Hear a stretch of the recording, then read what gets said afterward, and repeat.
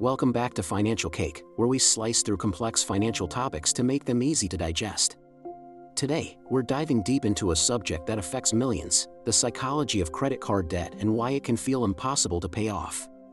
Have you ever looked at your credit card statement and felt a pit in your stomach, wondering how the balance got so high? You're not alone, and it's not just about willpower. There's a powerful psychology at play, designed to keep you in a cycle of spending and debt. Let's start with the first major hurdle: the way our brains perceive plastic money versus actual cash. When you hand over physical bills, your brain registers it as a tangible loss. You see the money leaving your hand, and it feels real. This creates a natural friction, a moment of hesitation that makes you think twice about the purchase. Is this item really worth the cash I'm about to give up? That small moment of consideration is a powerful budgeting tool. But when you swipe or tap a credit card, that friction vanishes. The transaction is abstract, almost like a game. You're not handing over anything tangible, just a piece of plastic. This psychological distance makes it incredibly easy to overspend. The pain of payment is delayed until the bill arrives weeks later, long after the initial joy of the purchase has faded. Think about it like this: paying with cash is like eating a meal right away and feeling full. Paying with a credit card is like ordering from a menu with no prices, enjoying the food, and then getting a giant, surprising bill a month later.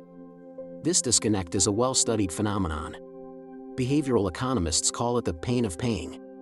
The less painful a payment method is, the more likely we are to spend, and credit cards are one of the least painful methods available. It's why tech companies are racing to make payments even more seamless with one-click checkouts and facial recognition. The easier it is to pay, the less you think, and the more you spend. This leads us directly to the minimum payment trap, one of the most brilliant and deceptive features ever designed by credit card companies. When you get your statement, you'll see the total balance and, right next to it, the much smaller minimum payment. Your brain is naturally drawn to the smaller, more manageable number. It offers a sense of relief. You think, okay, I can't pay the full $5,000, but I can definitely handle $150 this month. This is a cognitive bias known as anchoring. Your mind latches onto that first piece of information, the small minimum payment, and uses it as a reference point, making it seem like a reasonable option. But paying only the minimum is a financial disaster in slow motion.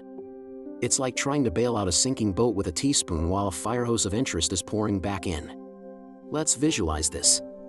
Imagine you have a $5,000 credit card balance with a typical annual percentage rate, or APR, of around 21%.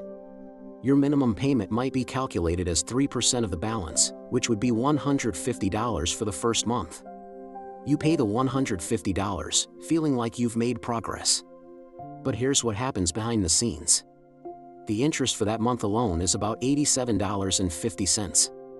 So, out of your $150 payment, almost $88 goes straight to the bank just for the privilege of borrowing their money. Only about $62 actually goes toward reducing your original $5,000 debt. The next month, your balance is slightly lower, so your minimum payment is also slightly lower. And the interest charged is slightly lower. This process repeats month after month, year after year. If you continued to make only the minimum payment on that $5,000 balance, do you know how long it would take to pay it off? Brace yourself. It would take over 20 years. Even more shocking is the total amount you would have paid. Over those 2 decades, you would have paid more than $7,000 in interest alone. That's on top of the original $5,000 you borrowed. You would end up paying back more than double what you originally spent. The credit card company makes a massive profit from your small, seemingly manageable monthly payments. This is the minimum payment trap in action. It's a system that preys on our desire for short-term relief, locking us into a long-term cycle of debt that is incredibly difficult and expensive to escape. The banks are counting on you to choose the path of least resistance. Now, let's talk about another psychological factor: our brain's love for rewards. Credit card companies are masters at using our own psychology against us, and rewards programs are their primary tool. Cashback, travel points, exclusive access, these perks trigger the pleasure centers in our brain. They make us feel smart, like we're gaming the system by getting something for free. We rationalize larger purchases by telling ourselves we're earning points for a future vacation or getting a percentage back. This is known as mental accounting. We create a separate mental bucket for rewards spending, convincing ourselves that it's different from regular spending. But debt is debt, no matter how you justify it. The small reward of 1% cashback pales in comparison to the 21% interest you'll pay if you can't clear the balance at the end of the month. You're not beating the system is beating you. The lure of rewards encourages you to use your card for every single purchase, from a pack of gum to a new television. This normalizes swiping for everything, further eroding the pain of paying and increasing the likelihood of carrying a balance. It's a clever marketing tactic that reframes debt as a strategic game, but it's a game where the house almost always wins. The potential reward is dangled in front of you, distracting you from the very real risk of high-interest debt.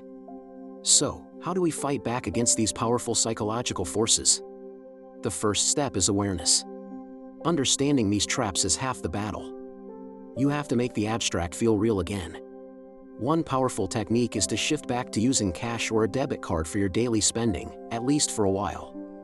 This reestablishes the friction of payment. When you have to physically count out bills or know that money is leaving your account immediately, you become a much more conscious consumer. For your existing credit card debt, you must break free from the minimum payment mindset. Ignore that number on your statement. The only number that matters is the total balance. Create a budget and figure out how much extra you can realistically pay each month, even if it's just an additional $50 or $100. Every single dollar you pay above the minimum dramatically shortens your repayment timeline and saves you a fortune in interest. Consider using a debt payoff strategy like the avalanche or snowball method. The avalanche method involves paying off the card with the highest interest rate first, which saves you the most money. The snowball method involves paying off the card with the smallest balance first. This gives you quick psychological wins, building momentum and motivation to keep going. Both are effective, the best one is the one you'll stick with. Finally, change your relationship with rewards. See them for what they are, a marketing gimmick designed to make you spend more. If you can pay your balance in full every single month without fail, then by all means, enjoy the perks. But if you are carrying a balance, the rewards are not your friend. They are a costly distraction. Your primary goal should be getting to zero debt, not accumulating a few extra airline miles. Breaking the cycle of credit card debt is a journey that requires discipline and a shift in perspective. It's about recognizing the psychological games being played and consciously choosing not to participate. You have to be the one in control of your money, not the other way around. By understanding the psychology of spending and the mechanics of debt, you can take back your power and build a truly secure financial future. Thank you for joining me today at Financial Cake. If you found this video helpful, please subscribe to the channel and share it with someone who might need to hear this. Let's make financial freedom a reality for everyone.